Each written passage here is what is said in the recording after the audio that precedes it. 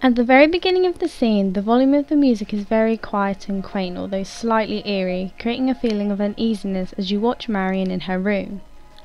As she is sitting at the desk writing, the music slowly builds as if to reach a climax, leading to a possible clue of a major plot point.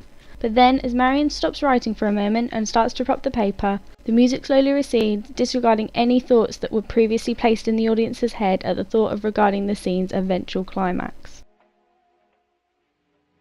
The music then slows even more as Marion walks to the bathroom and stops as the paper is flushed down the toilet, emphasising this point further.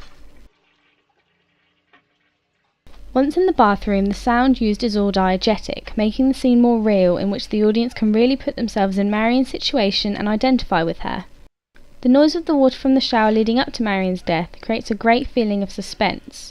Although shortly after entering the shower, the audience can see the killer from behind the curtain, there is still no music until the attack begins, which really symbolises Marion's vulnerability and unawareness of the danger she is in, and at the same time making us, the viewer, feel helpless as we watch and wait for the inevitable climax. As the curtain is abruptly pulled back, the calmness felt whilst watching the intimate scene is shattered by the intense high-pitched shrills of the violins and violas, which create an orchestra of intensity that leads to Marion's death. Along with the music, a sudden piercing screech is heard from Marion, which not only being shocking, but hearing the terror and fright in her voice makes the audience feel almost guilty about what is happening, knowing what danger Marion is in while she is unwittingly coming to the eventual end of her life, and we are just watching her silently. The sound perspective at this point in the scene is very good, with the scream being extremely loud. We as the audience are in the killer's position, listening to her panic. The sudden piercing intensity of the non-diegetic music doesn't just express the mood and how we feel whilst watching the scene, but also dramatises the action that is happening. The stabbing screeches of the violin are in complement to the killer's attack with the knife.